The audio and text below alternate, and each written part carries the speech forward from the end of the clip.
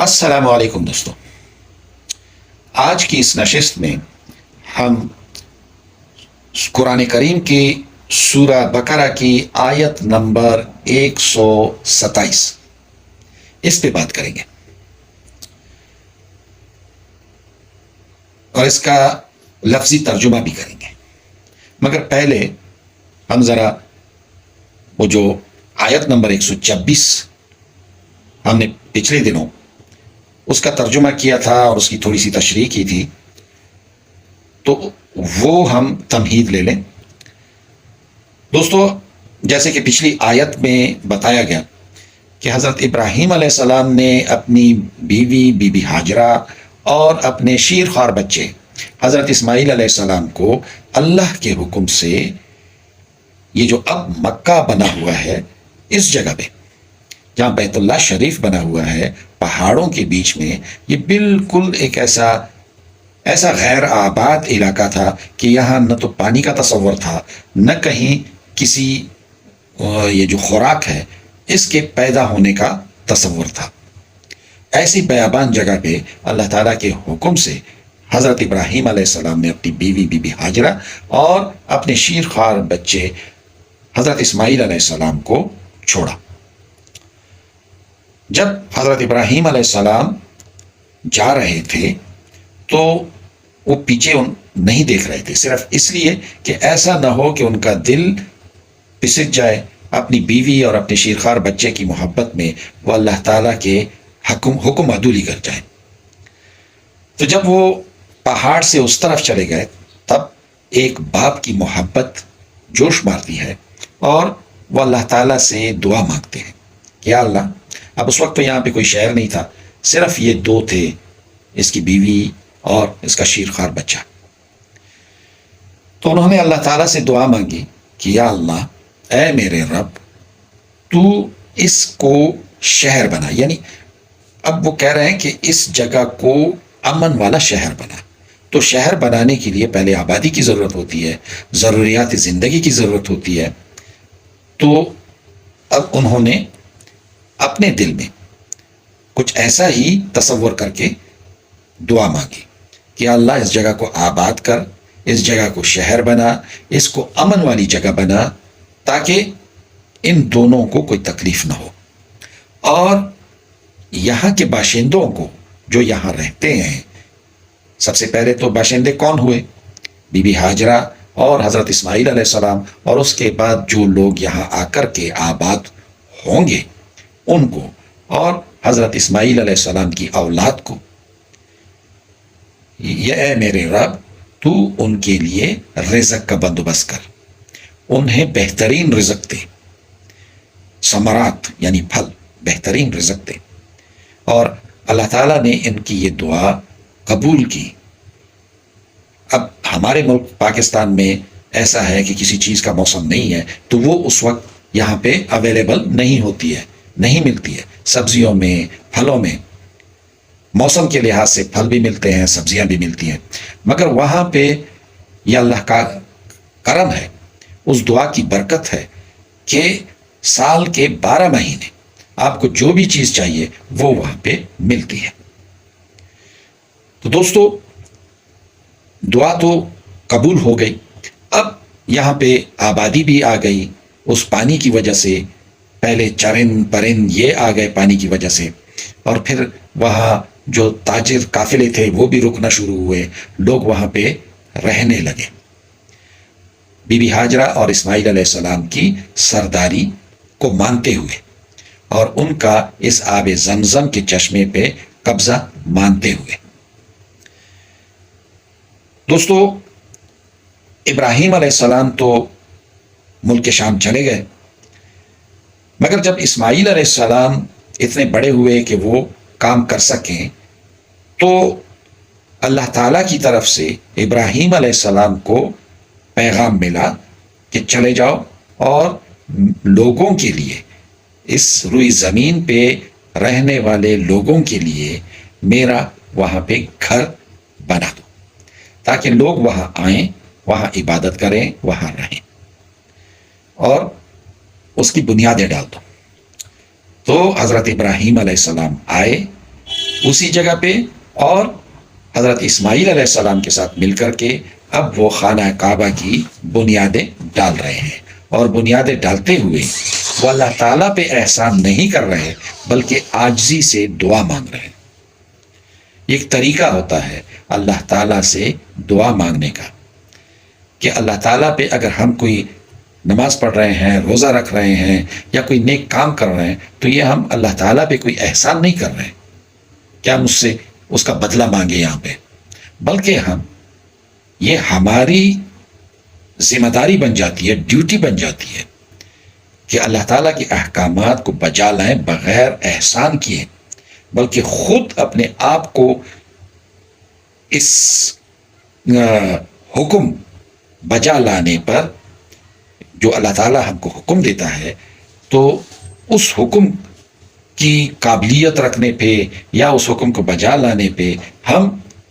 عاجزی دکھائیں کہ اللہ تیرا لاکھ لاکھ شکر ہے کہ تو نے مجھے اپنے حکم کے قابل سمجھا۔ اس طرح سے حضرت ابراہیم علیہ السلام وہ اب خانہ کعبہ کی بنیادیں ڈال رہے ہیں اور کہتے جا رہے ہیں بسم اللہ الرحمن الرحیم وَإِذْ يَرْفَعُ ابراہیم، اور جب اٹھاتے تھے ابراہیم علیہ السلام، وَإِذْ اور جب، يَرْفَعُ اٹھاتے تھے، ابراہیم علیہ السلام، القواعد بنیادیں، من البیت خانہ کعبہ کے یعنی گھر کی بنیادیں جب وہ اٹھا رہے تھے۔ کون سے گھر کے؟ اللہ تعالیٰ کے گھر کی، خانہ کعبہ۔ واسماعیل، اور اسماعیل علیہ السلام بھی ساتھ میں تھے۔ ربنا تقبل منا، ربنا اے ہمارے رب، تقبل منا قبول فرما ہم سے، انک انت السمیع العلیم، بے شک تو سننے والا اور جاننے والا ہے۔ اب یہ دعا مانگ رہے ہیں نہایت عاجزی کے ساتھ کہ اللہ یہ جو ہم لگے ہوئے ہیں تیرے حکم پہ، تیرے ہی حکم پہ ہم لگے ہوئے ہیں، اس گھر کی بنیادیں ڈال رہے ہیں، اس گھر کو بنا رہے ہیں، تعمیر کر رہے ہیں، تو اے میرے رب ہماری اس کوشش کو، ہماری اس محنت کو تو قبول فرما، ضائع نہ ہونے دے، یعنی قبول فرما ہماری جانب سے۔ ربنا تقبل منا، اے ہمارے رب قبول فرما ہماری طرف سے، انکا انت السمیع العلیم، بے شک تو سننے والا ہے اور جاننے والا ہے۔ ربنا اے ہمارے رب، وجعلنا اور ہمیں بنا لے، مسلمین فرمان بردار، سر جھکانے والے، تیرا حکم ماننے والے، لکا اپنا، وَمِن ذُرِّيَّتِنَا اور ہماری اولاد میں سے، امتن مسلمتن لک، اور ہماری اولاد میں سے امت فرمان بردار اپنی، یعنی آپ کی۔ اللہ تعالیٰ سے یہ دعا مانگ رہے ہیں کہ اے اللہ، اے ہمارے رب ہمیں اپنا فرمان بردار بنا لے،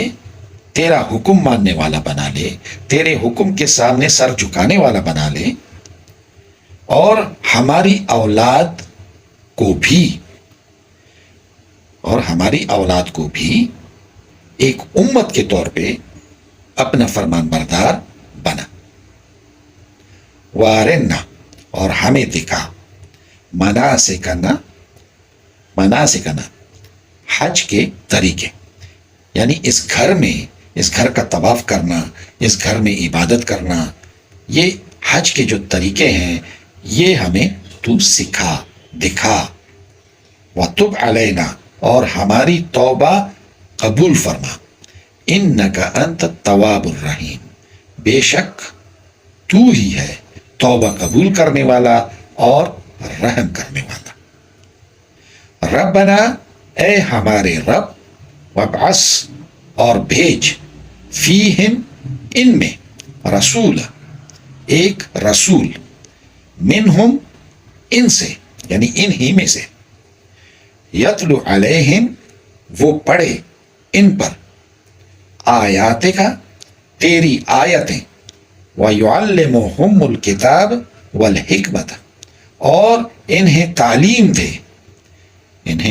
تعلیم دے سکھائے کتاب اور دانائی کی باتیں وَيُزَكِّيهِمْ اور انہیں پاک کرے اِنَّكَ أَنْتَ الْعَزِيزُ الْحَكِيمُ اِنَّكَ بے شک تو العزیز الحکیم غالب ہے اور حکمت والا ہے. اب یہ پوری دعا تھی جو حضرت ابراہیم علیہ السلام نے اور حضرت اسماعیل علیہ السلام نے خانہ کعبہ کی تعمیر کرتے ہوئے اس کی بنیادیں اٹھاتے ہوئے یہ دعا مانگی. اب یہ دعا کیسے قبول ہوئی یہ ہم سب کے سامنے ہے کہ حضرت ابراہیم علیہ السلام کو